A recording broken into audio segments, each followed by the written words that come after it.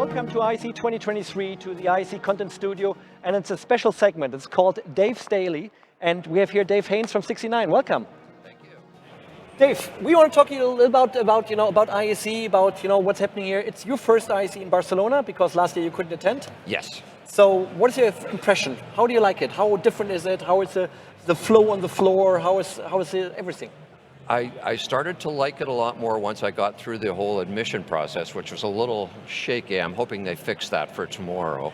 And I started walking around and thinking, I kind of missed the rye in a certain way, and then I discovered, I think you told me about the overhead walkway. Yeah, that's and fancy, how you could get around and you could see things and everything. It's lovely. So yeah, I'm liking the venue. The Digital Signage Hall where we are seems a lot more cohesive.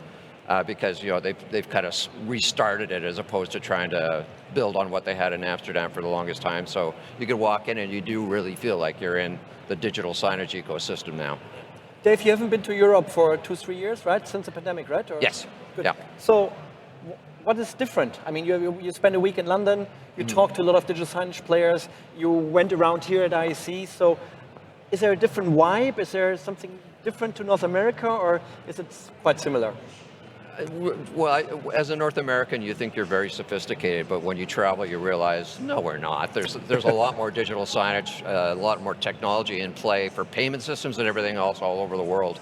I've written a lot lately about how LED is mainstreaming, and you really see that, how there's digital signage everywhere, and you're seeing LED in places you wouldn't expect because the costs have come down, the understanding, the way the modularity that they can apply, so it doesn't have to just be a rectangle you're putting somewhere. You're seeing really interesting use cases, and I saw some great stuff in London. Okay. And in terms of technology, what are you seeing here? Anything, especially around LED, you liked? Yeah, I mean, it's all these trade shows, when you bump into people they say, well, what'd you see? And I always say, it's if you're looking for great leaps forward, you're probably going to be disappointed because those great leaps don't come every year. It's more like incremental improvements of things. And when it comes to LED, the pixel pitch keeps getting tighter and tighter and tighter. And I was fascinated to go to I think it was the Unilumin booth, and they had a 0.4. Wow. LED. And like a COB or like a micro LED or a COB? Or? They didn't say what it was, okay. But I think it would almost have to be. Yeah. And it'll be a reference case. It's a trade show thing. You're not going to be able to buy this in Best Buy anytime soon. And if you're going to buy it at Best Buy, you better play midfield for Manchester United or something, because it probably cost $250,000. But, nobody talks about the pixel pitch of an LCD or an OLED.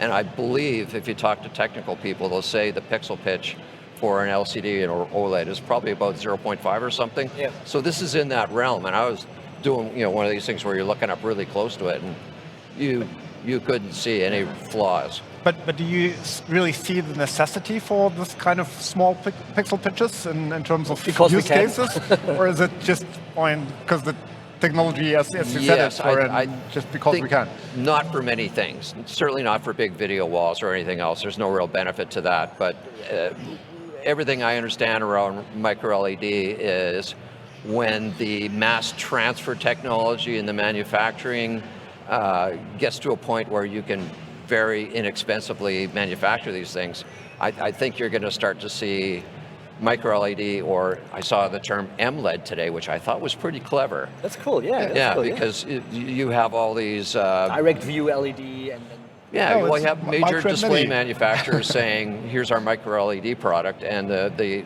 nerds, the display nerds are going, that's mini LED. I got in deep trouble last week. I called one product micro LED, and I got some difficult calls because it's not. So but at the end of the day, it's a general expression. I mean, it's everything below 2 mil. At the end of the day, I stopped being the kid at the back of the room going, "Excuse me, that's not really." Who cares really? If it helps people understand what it is better, then that's good. BOE had that, and they had, I believe it was on the same display that we're talking about. It was a 0.9. And it was COG. Chip on glass, because that's the real future, huh? Yeah, because I asked, is that chip on glue or what is that? But this is mass transferred onto glass, right? Yes, exactly. So that's another one of those ones that you're not going to see in the wild anytime soon. No, but that's really changing, or can change the industry. Yeah. Because it's really, I heard, or at least that's what when I talked with these guys, and they really said that's really the game changer, because it makes it so much cheaper, to produce mass market micro LED or MLED. So it's supposed to be a game changer, not for the next 2 to 3 years, but it's really fascinating to see. And I can imagine, because glass production is something which is quite common. Yeah, and I could see for a lot of the outdoor display technology, not the big LED boards for Times Square and Outernet and that sort of thing, but display totems for digital out-of-home street furniture and so on, that right now are using LCD, and they have to drive the hell out of those things in terms of brightness and everything, which introduces a lot of reliability challenges, a lot of energy costs and everything else. If you can do that with micro LED or even just conventional SMD or mini LED, it extends the operating life, and I get the sense that the more I walk around shows like this and talk to people that we're not there, but we're getting kind of close to parity in terms of a premium high brightness LCD display for like a Clear Channel or a JC Deco would do, using that with LED instead. I saw some stuff today that the pixel pitch isn't there yet. You can see the text breaking apart a little bit, but that's going to come.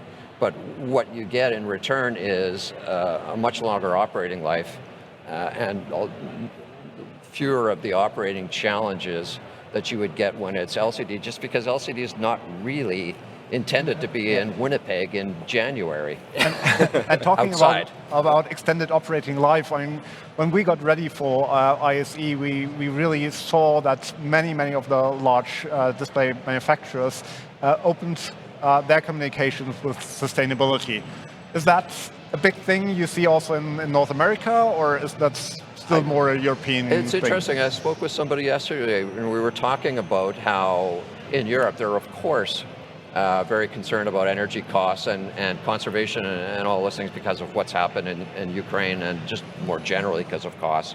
But this guy said, yeah, we're getting those questions now in Canada and America, which honestly shocked the hell out of me, because it's the land of Hummers, and there are a lot of people buying electric vehicles, but it's more, I think, it's cool. There are people who are buying because they really do care about the planet, but most of them are doing it because it's signaling that, look, I'm cool and I've got a lot of money or whatever. So it's great to see that.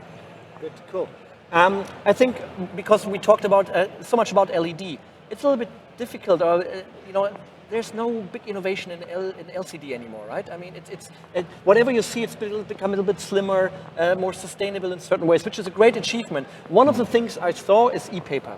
And I'm not sure if you went to the PPS booth, but it was fascinating to see this e-paper. We all know, the black and white one, but this is one with 60,000 colors.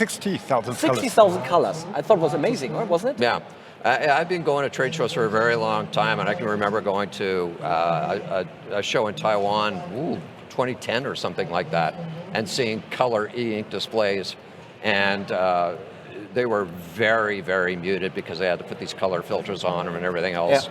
And if you tried to refresh the image, it was having an episode, that for a while, and then it would come back.